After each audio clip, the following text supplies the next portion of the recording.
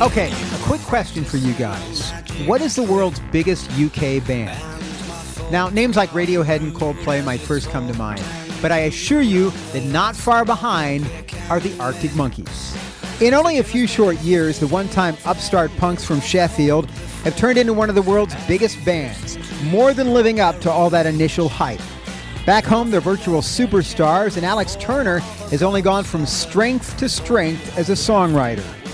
After a detour into a big cinematic sound with last year's Last Shadow Puppets, Turner rejoined the Monkees to create their third and heaviest-sounding record to date, the curiously titled Humbug. The album was made on both sides of America, out in Joshua Tree, California, with Queens of the Stone Age's Josh Homme on board, and in Brooklyn, New York, with longtime collaborator James Ford. So there's all that to talk about and more as Noisemakers on Noisevox sits down here at the Standard Hotel in New York City with Alex Turner and Matt Helders, 50% of one of Britain's finest, the Arctic Monkeys. So here at the Standard Hotel in New York City, and between the intimate room size and the weather outside, I figure we've delivered Europe as much as we can here in New York. For Matt and Alex. And guys, good to see you. Yeah, nice to see you, mate. Yeah, how have you been? It's been a while. Yeah, it's been great. It is very European though, like you were saying. Yeah, even down to the separate toilet. We don't normally have that. You know? No, you've got to walk across. Yeah, exactly. Have you been in town for a while now? This sort of thing? We came on Sunday, I think. Sunday? On Sunday? Yeah. You're kind of semi-living there from what I hear. Right, yeah. That's the rumour. Yeah, the rumour. I know you were here earlier in the year as well, working on the record. Oh, yeah. You fans of New York? Yeah, it's a great place. That was like first time we'd spent like a big chunk of time here. Because usually we've been and played, obviously, but just in and out. So when we recorded, we were here for like 3 weeks or something. So it was good to.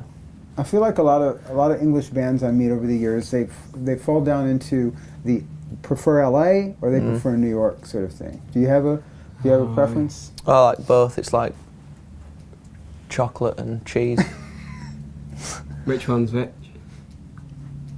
LA's cheese. In many senses of the word, I would say.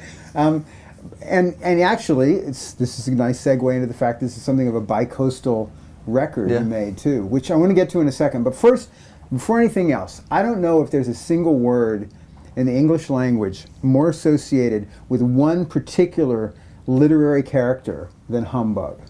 Oh, right? Yeah. Right? I mean, truly, if it's one word that almost anyone I know would think of one particular individual when I say that word.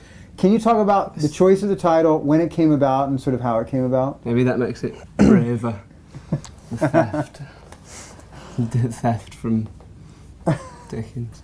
No, it was only like a couple of weeks ago. We always have like dozens of titles, like when we've been, but they're normally sort of pretty ridiculous for the most of them. Like, I mean, Lesbian Wednesdays. Lesbian Wednesdays. That was like I'm on shortlist for second record as well.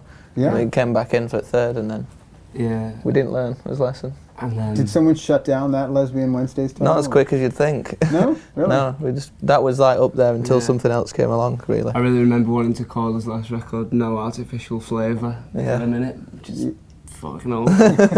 But we were really like, yeah, that's cool. Should we spell it Flava? Yeah.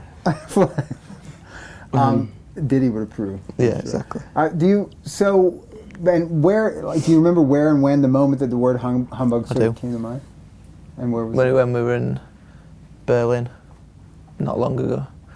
I think that's when we were having something to eat and we were talking about it and finding out what it meant. There's some cracking alternatives. Yeah. If you the thesaurus humbug, there's I'd say probably the best results. Taradiddle, dupery. What is it? Dupery, like to be duped. Oh yeah. Bilgewater. That's another one. I think one was just Bosch as well. Bosch, yeah. These are all words. Dupery is definitely a favourite though. Yeah. We wanted to call it, we were thinking maybe we could call it dupery for a minute, but then we didn't get the sort of ambiguity that you get with humbug, because of course there's the stripy peppermint sweet. Which we don't really have No. here. Yeah. And you know, we were saying perhaps our first 2 records are more like jelly babies, or to put it maybe into your, maybe like a Sour Patch. Gotcha. Yeah. Which I've become a fan of recently. Have you? Yeah. Those and the Swedish Fish. Oh yeah, favourite. Swedish Fish. Okay. They're like gummy bears. Probably just in favour of Swedish Fish. Really? Slightly more, but yeah, perhaps our first 2 records are a little less hard-boiled. And these are little sort of harder type candies. Yeah. I'd say. You still get a soft reward after Yeah, a so I mean, bit. it's a bit of an investment. You have to. There is some softness in there. Yeah. But the Scrooge connection, not really. You guys aren't Scrooge. That was obviously more, that's the first thing a lot of people think, but it's more the. it was more the sweet and And it also, Jupiter Hoax. Humbug, which I always thought it meant something, just the way that Ebenezer uses it, I thought it meant something sort of worthless, but it actually is something that's sort of deceptive, or like you're saying, dupe, to be duped. To be duped. And, for guys who like to not always necessarily give the most sort of straight answer type interviews, which I guess I'm about to find out whether that's today's mood. That sort of works, and it's also self-deprecating in the way that the Who the Fuck EP was sort of. It's in that same spirit, I guess.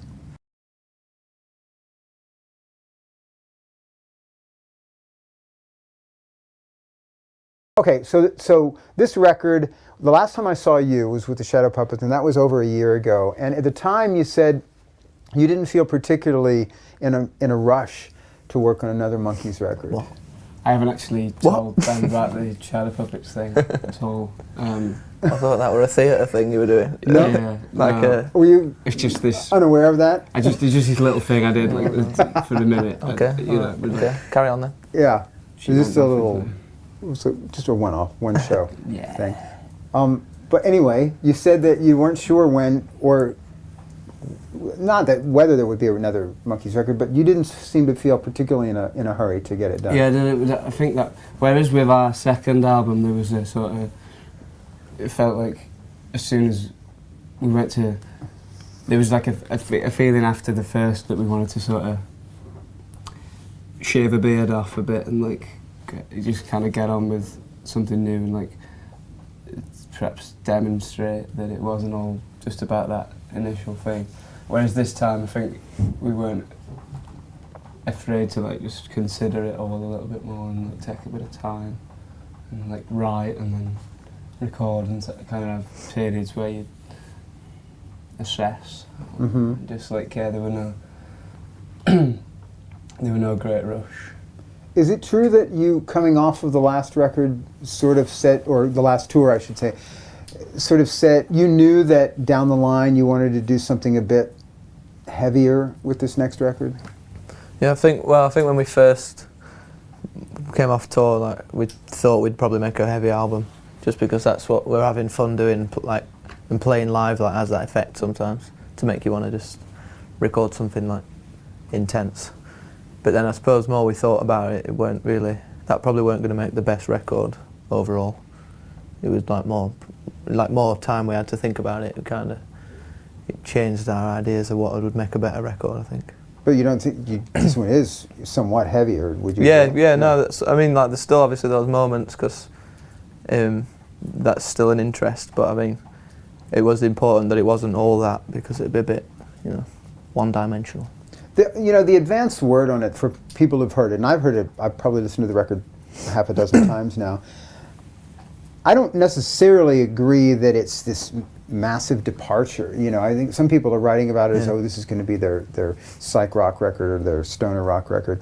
I mean, there's elements of that, but would you agree that it's not some sort of radical turn? Yeah, I think like I think like the identity of the group is the sound of it is perhaps like stronger than we realised, and this is the first time I think we like opened up and we like came over here to record it, and we got Josh in and like experimented and sort of opened up a lot more. And in the past where we'd never have done that really, because I think you thought by giving it away or like letting it out to let other people get involved, you would lose the identity. Yeah, but I guess in doing this, I think it's kind of proves that you don't really. Which I don't think we perhaps realised that before. Because I've only met Josh. I've never really interviewed the Queens. I've met him a couple times, but certainly his reputation is the guy with a strong personality, sort of strong point of view, and it would seem to me that you got to sort of stand your ground, not to have him sort of like. I mean, maybe he's not even that way. Maybe I'm completely reading him wrong. So I would think his impulse would be to sort of take over a situation. I don't know, like, there was definitely, like, in his minds going into it, I think it were important that we were a bit more, like, open to it. But that was, we knew that, and, like, yeah, he produced all his records before and the Desert Sessions and everything, like, records that we loved, but we weren't like aware that he'd kind of been in just a producer role with like another band, and you know, firstly he's like a front man in a band, so you're obviously that's going to be like a different like dynamic to someone who's perhaps a producer and used to just like facilitating and he's 4 kids running around. But like, but like I don't think it was a bad thing, and we just we all just went and we didn't like take any. We just took like a guitar each and went over there and like went out to Joshua Tree and we're like, let's just like see what happens. Did you reach out to him in the first place, or was it the other way around, or? I think we perhaps maybe we'd like said in an interview or something. We like met him at some festivals a couple of years ago, and like we played a gig together in Houston where we like chatted and stuff, but never spoke about recording or anything. But maybe we'd like sort of said it to Lawrence at the label, and he kind of remembered it. And when we were doing demos, he was like, "Oh, are you still interested in something with Josh?" And we were like, "Well, you know, if he is." Yeah.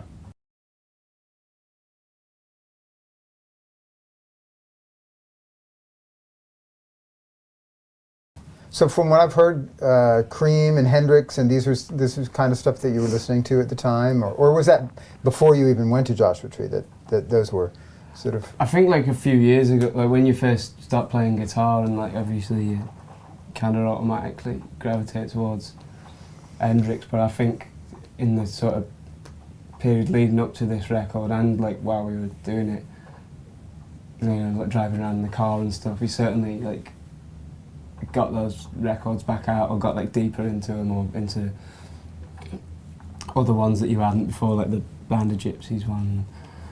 Yeah. But... And Captain Beyond, I understand? Yeah. Which is a sort of, you know, stoner classic, you know. Great. Yeah, amazing. Did you guys... I guess it's hard to sort of connect the dots between... It's not like... You didn't want to make a record that was completely far afield from what the essence of the Monkees is, right? But just to sort of incorporate some of that to it. I think that's it, and just like, well, you're just having like heard more records and stuff, and perhaps you know you have developed in writing your songs, and it's just you fit. But it doesn't, like you were saying, didn't feel like a unnatural departure and stuff. And like they've lost their minds. Where they think it's not like no, that's next time. Okay, that's the one. Yeah. And Rocky Erickson too, I heard was an influence. 13th Floor Elevators are amazing. Yeah, well, like when we were driving out to the desert from like Los Angeles, Josh kind of drove us out there, and he was playing stuff on the stereo, and he was like telling us like stories about Rocky Erickson as well, and played like stuff that he'd done with like the Aliens and all, other than 13th Floor Elevators. And because you we were like aware of them. But perhaps not as like solo singing as a whole. Of course, there's a reason that a lot of that music is referred to sort of generally as psychedelic. Were you guys walking the walk while you were out there in the desert, or was it just a musical sort of just working inspiration? The work. No, just musical, I suppose. Just musical. Yeah.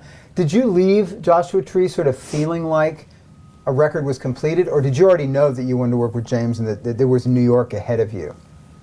Well, we went on tour between them, the 2 sessions, like the You Joshua finished, Tree. so Joshua Tree was in the fall, right? Yeah, that was like October, Yeah. I think. Well, actually, the first time we went, and then we kind of stopped just before Christmas there, and then we went to Australia in January and played a bit, and I don't know if we knew straight away that we didn't have everything or not, because we still recorded like 12 tracks or something, or like in the desert and all that, and that side of things. But yeah, we probably knew we wanted to do a bit more, and then that's when James came in. Because from what I understand, and that was in the spring that you were in New York, right? Yeah.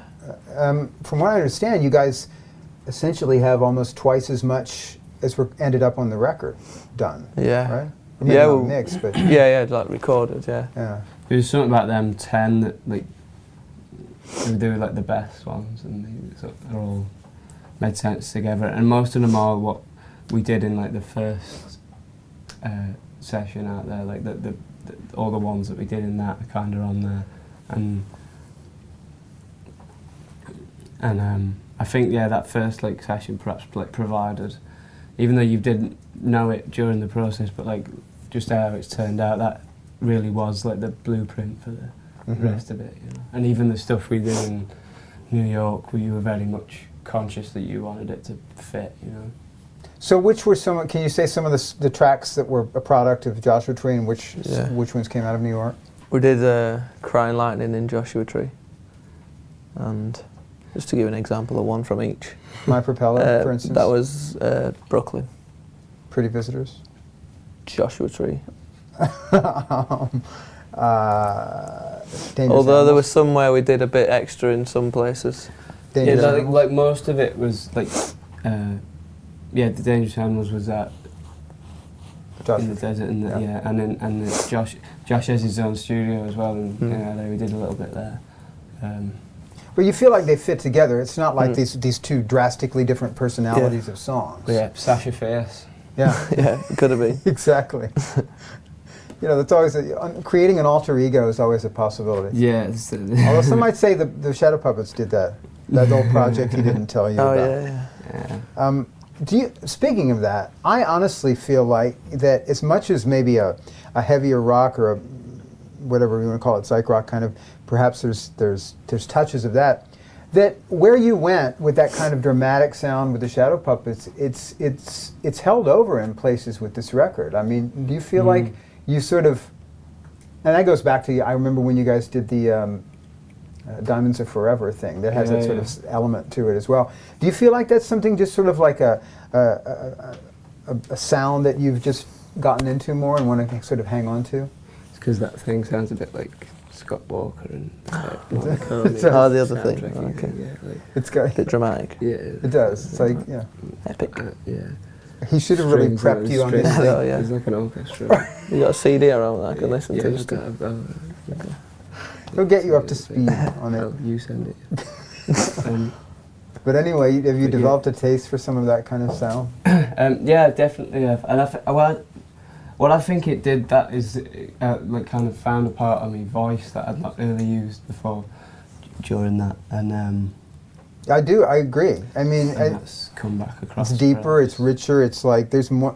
My Propeller, I was listening the other day and I go, there's a little bit of Morrison in here. There's a little bit of like, there's moments when you've got sort of Jim Morrison thing going. I don't know. Perhaps. But yeah, I mean, like, well, that Strange Days record actually, we were playing quite a bit.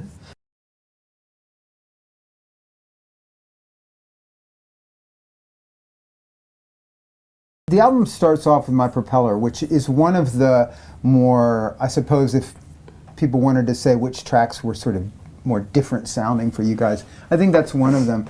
Was it important to sort of like put that up front to sort of say, you know, we are going to be doing something a bit different here? Because there's other tracks that are more, I guess you might say, traditionally kind of Monkey sounding. I think because there is a few more like down tempo things, we wanted to put something like that, at the start. And I don't know, it's probably my favourite tune on there, and it was like a good feeling about that one. It just seemed like, it breathes a lot more. Like always, our first tracks have just been like, yeah.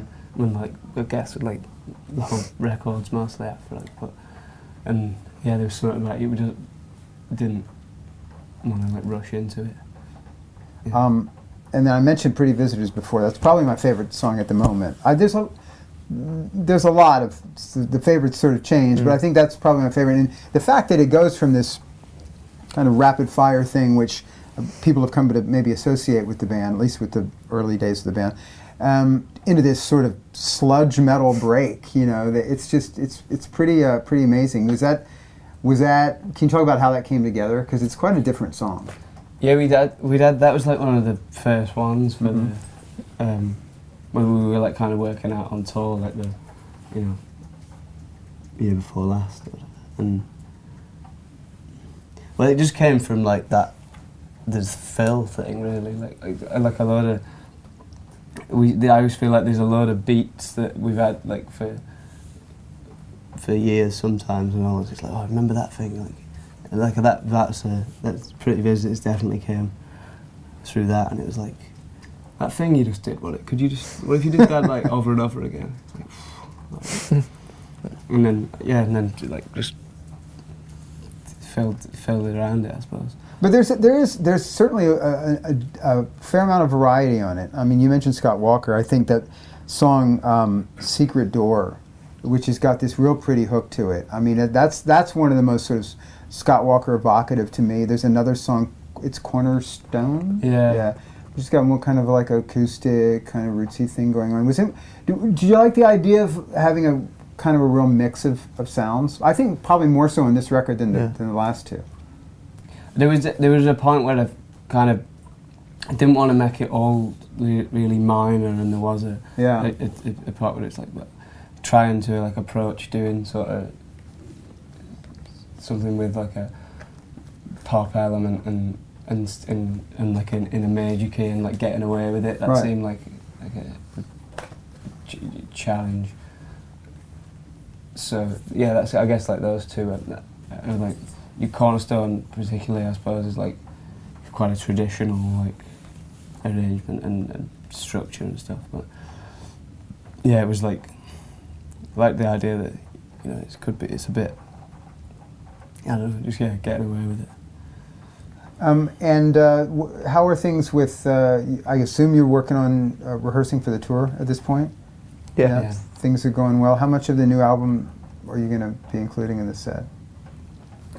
Much as we can, really. I think.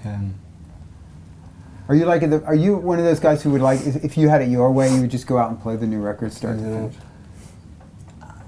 I think before we did, like, thought that's, like, when we were touring, when we stopped touring, it was like, yeah, that's what we'll do next time. But then we toured Australia in January, and it just, when we did play the new ones, it just sent, like, the old ones were, it kind of made them fun to play again anyway, so, yeah, I don't know. But I think, at the start, we'll probably do, like, 4 or 5 or something, and then, like, as it comes out and stuff, we'll do a few more. Only 3 U.S., I think 3 or 4 U.S. shows scheduled at the moment. Oh, yeah. Right? I assume there will be more as the year goes on?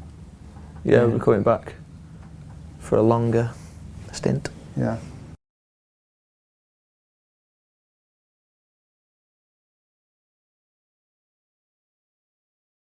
And as far as being here in New York, I mean, it's interesting to me because, I was telling these guys, who they can't see, but who are behind us, before we started that it's interesting, Alex, because a lot of times I'll like sort of prep to talk to a band, and like you can find press that's out there here and there, but it's not always that easy.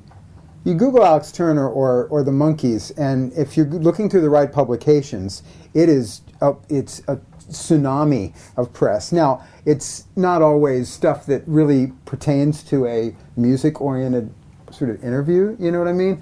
But it's pretty phenomenal the amount of press that you got. Well, you guys, Alexa, the party thing in London, it's just like your every move is kind of documented.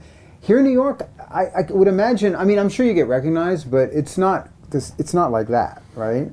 No. And is that a nice thing about sort of working or living here or have you? Certainly, yeah. But I don't know, it's not really that.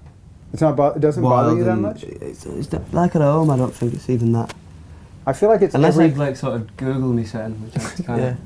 Well, I don't do it regularly, but I was doing it because I was going to be talking to you guys. Yeah. And I mean, you still live in Sheffield, right? Yeah. So there's not as much of that kind of attention to your every move. No. That he gets. No, it's very easy to walk around. So and being in New York, though, I've had so many artists over the years have talked about the relative anonymity that you can sort of like exist in New York. That's right. Yeah, they have, haven't they? Yeah. I heard about that. I'm not getting anything out of this, I realize, but I just figured I would ask. Yeah. So I would think it would be an advantage of sort of yes, being here. Certainly. Theoretically. Yeah. Perhaps.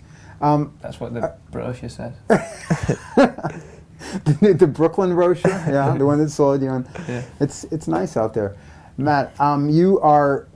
There was this piece in the Guardian not too long ago. I'm sure you saw it. I did, yeah. About it was nice. Yeah. Why do you think it was kind of backhand? No, I thought it was funny. Yeah, it was nice. It was about you sort of being the backbone, the kind of the root of this. Keeping it real. Keeping it real, exactly. Yeah. And you certainly also provide us all with a entertaining documentation of periodically in the View From segments.